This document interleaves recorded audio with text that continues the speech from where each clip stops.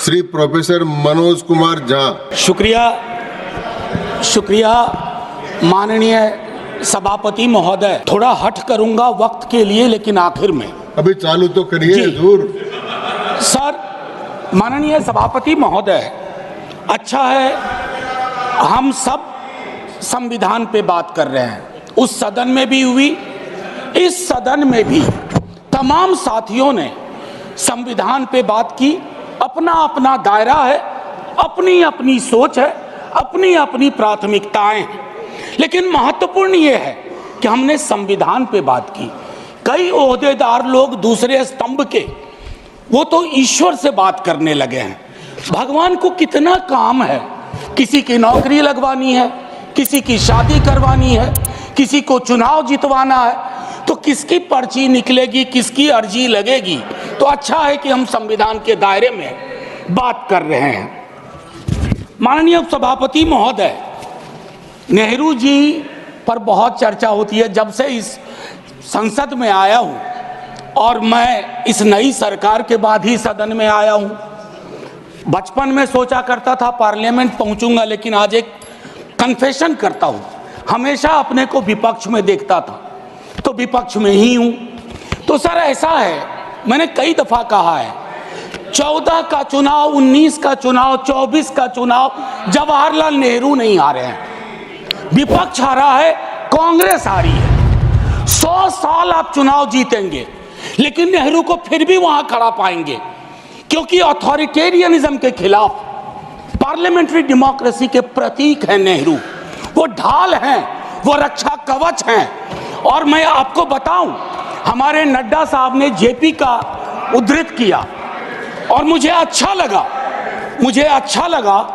कि जयप्रकाश जी ने जब इंदिरा जी को, वो इंदू लिखा करते थे, जब चिट्ठियां लिखी ना इमरजेंसी के दौरान, तो नेहरू को इन्वोक किया।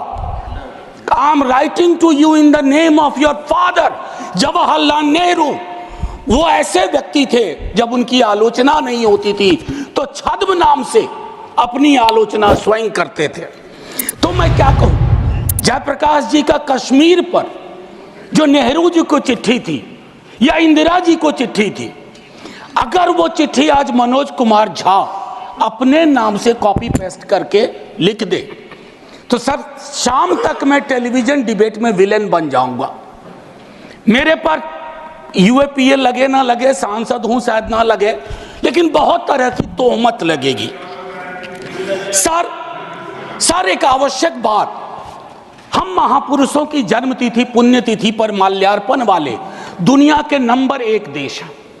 इतनी पुष्प वर्षा करते हैं जन्मतिथि और पुण्यतिथि पे, लेकिन सर वो तिथियां इस बात की भी होती है कि हम अपनी चुनौतियों को स्वीकार करें। अगर हम संविधान दिवस मना रहे हैं, क्या फ्रीडम के बारे में नहीं बात होनी चाहिए? दोनों तरफ ऐसी बातें हो रही हैं, मेरी कमीज सफेद, तुम्हारी कमीज गदली। अरे साहब, संविधान की कमीज देख लो, वो गदला ना हो, उस पे दाग ना पड़े, ये हमारा दायित्व होना चाहिए। आज से 25 वर्ष बाद मैं इस सदन में नहीं होऊंगा, हम में से बहुत लोग नहीं होंगे, जब 100 साल पे चर्चा हो रही होगी, बहुत चर्चा होगी, लोग विश्लेषण करेंगे, जैसे आज हम करते हैं कि नेहरू को यह करना चाहिए था, नेहरू ने वो नहीं किया। 100 साल बाद कोई आपके बारे में टिप्पणी करे, मैं जीवित नहीं रहूं, संभवतः मैं सदन में नहीं रहूंगा, लेकिन वो भी अच्छा नहीं लगेगा सर, अशोभनीय लगेगा। टाइम मशीन नहीं है सर, नहीं तो मैं अपने सारे साथियों को 47-46 ले जाता।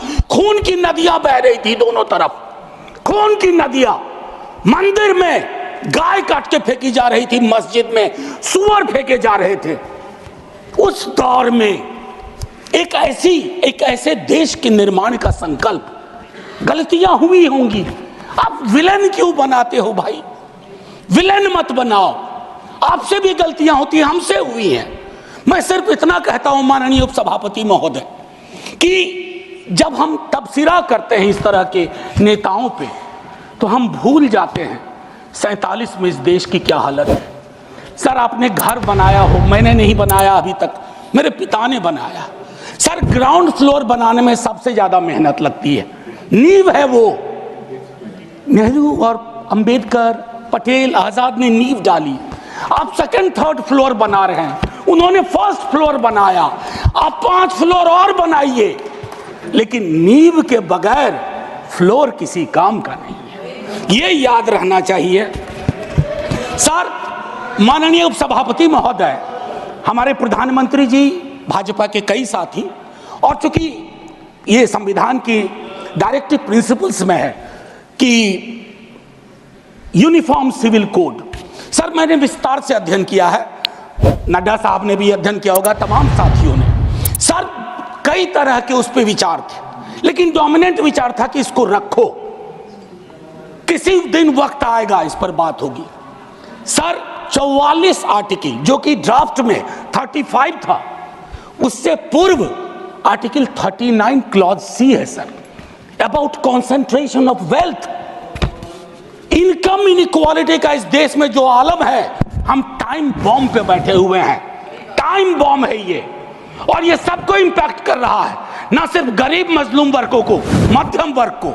अभी हालिया रिपोर्ट आई कि प्रॉफिट मेकिंग कंपनीज, लेकिन उनकी प्रॉफिट का एम्प्लॉय के सैलरी में कोई रिफ्लेक्शन नहीं है सर। रिलेटिव डिप्रिवेशन का जन्म हो रहा है, 44 तक पहुंचिए यूनिफॉर्म सिविल कोड तक, लेकिन रास्ते में एक मील का पत्थर है आर्टिकल 39C, वहां रुकिए, ठहरिए, सोचिए कि इसको, क्योंकि अंबेडकर साहब को आप कोट कर रहे थे सोशलिज्म के बारे में कि वो कहते थे कि वो तो रचा बसा है, सेक्युलरिज्म रचा बसा, मानता हूं, लेकिन उन्होंने नेशनलाइजेशन ऑफ लैंड और इंडस्ट्री की भी बात की थी।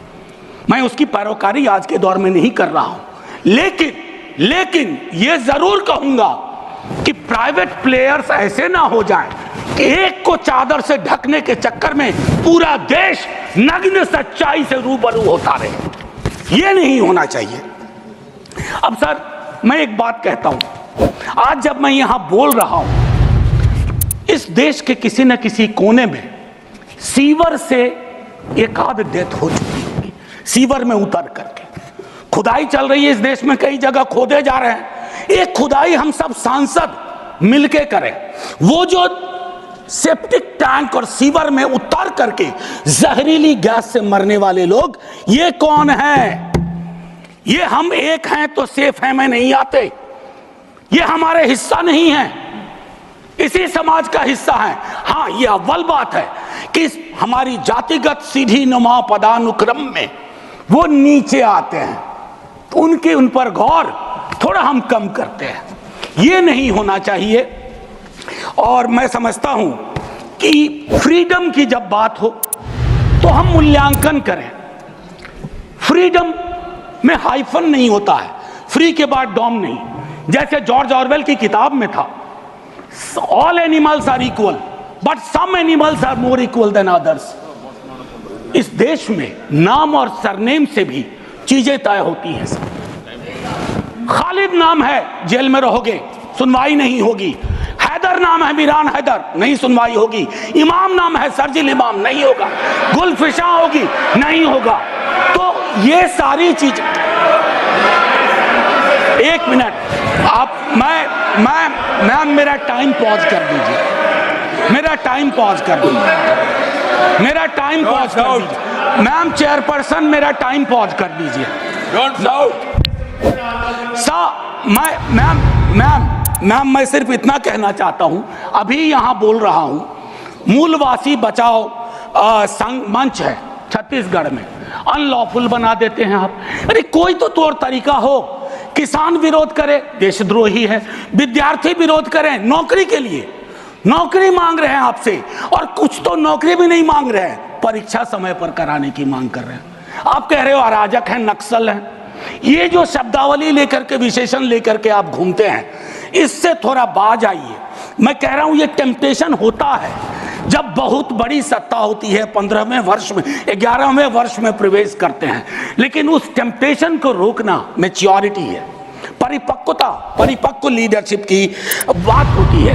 वैकल्पिक विकास की कोई मांग आपसे करेगा तो आप कहोगे नक्सली है।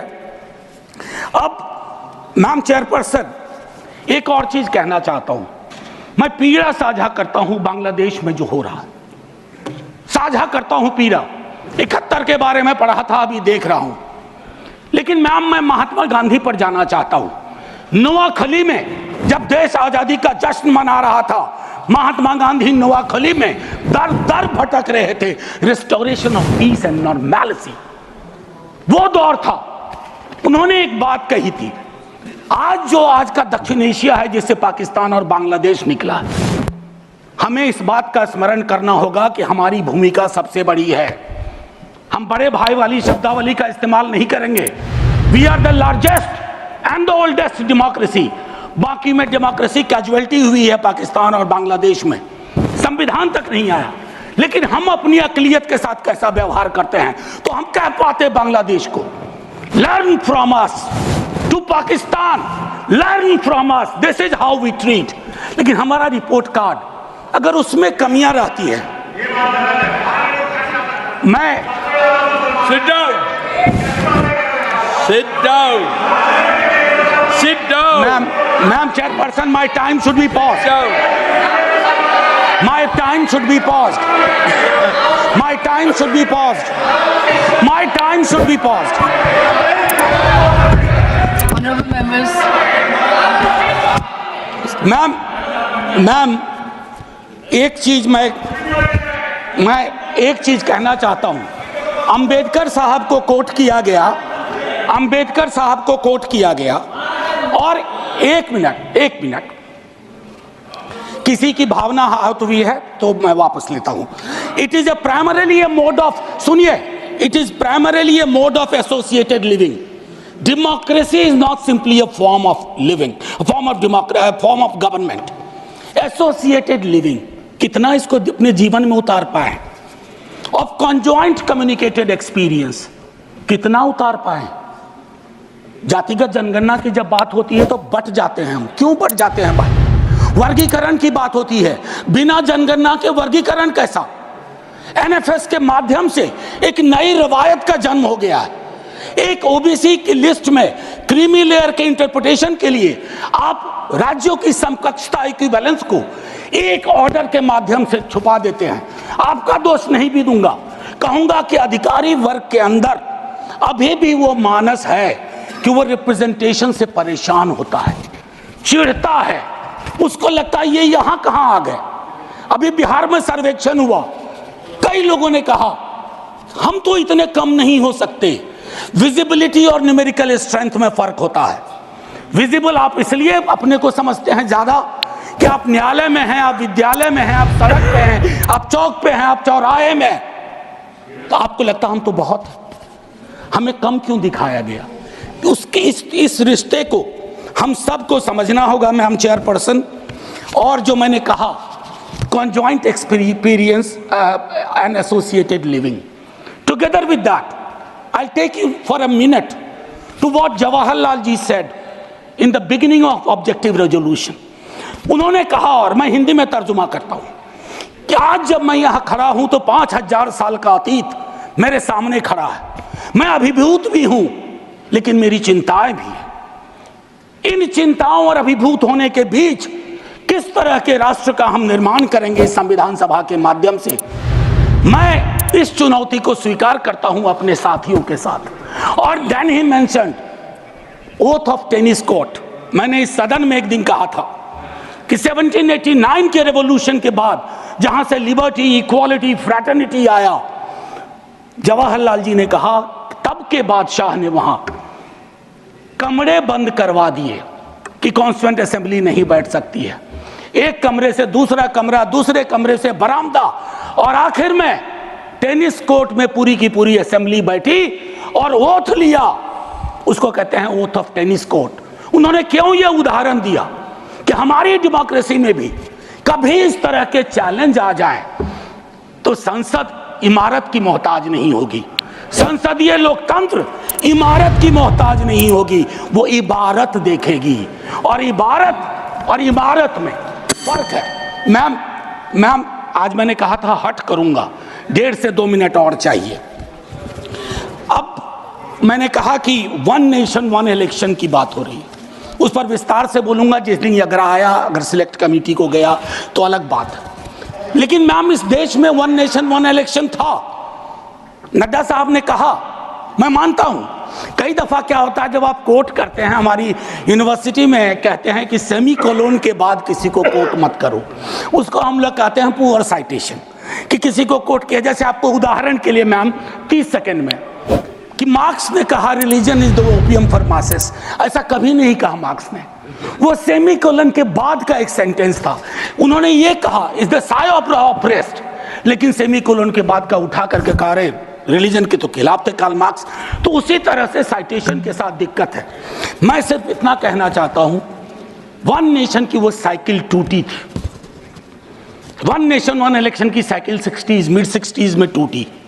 आज क्या गारंटी है, हम कैसे अगले चुनाव तक ले जाएंगे? Will it be a proxy governance?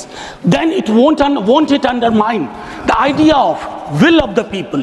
मैं समझता हूं कि इस पर विशद चर्चा हो और तभी जा करके एक Kindly conclude. बस अभी तो Kindly conclude. 33 सेकंड लिया है, 1 मिनट और दे दीजिए। मैम चेयरपर्सन, तारतम्य तो थोड़ा टूट जाता है, फिर भी अपनी एक बात कह के खत्म करूंगा। बाबा साहब भीमराव अंबेडकर के बचपने का एक छोटा किस्सा। क्लासरूम में बैठे हुए थे सबसे पीछे, शिक्षक ने कहा चूंकि मैथमेटिक्स में बहुत अच्छे थे, आओ इसको हल करो। ज्यों ही वो बोर्ड की तरफ बढ़े, जितने कास्ट हिंदू अपर कास्ट के लोग थे वो दौड़ के बोर्ड के पास गए, क्योंकि बोर्ड के पीछे उनका टिफिन बॉक्स था। उनको लगा ये पोल्यूट हो जाएगा। मैम आज वो मान्यताएं नहीं हैं, लेकिन पोल्यूशन प्यूरिटी की नई मान्यताएं आ गई हैं, एक्सक्लूजन की नई मान्यताएं आ गई हैं। और आखिरी में ऑस्विज एक जगह थी पोलैंड में, जहां जिसको सिर्फ गैस चैम्बर से मत समझिए, ऑस्विज के बनने में सालों की नफरत और घृणा थी, जिसका अंजाम ना सिर्फ जर्मनी में भुगता गया, पूरी दुनिया ने। तो ये नफरत घृणा, इस पर लगाम लगे ना तो हर मोहल्ले में ऑस्विज होगा। और आखिर में मैम, मैं आज जद पे अगर हूं, निशाने पे, मैं आज जद पे अगर हूं तो बदगुमान न हो, चिराग सबके बुझेंगे, ऐसी हवा किसी की नहीं होती। शुक्रिया मैम, जय हिंद।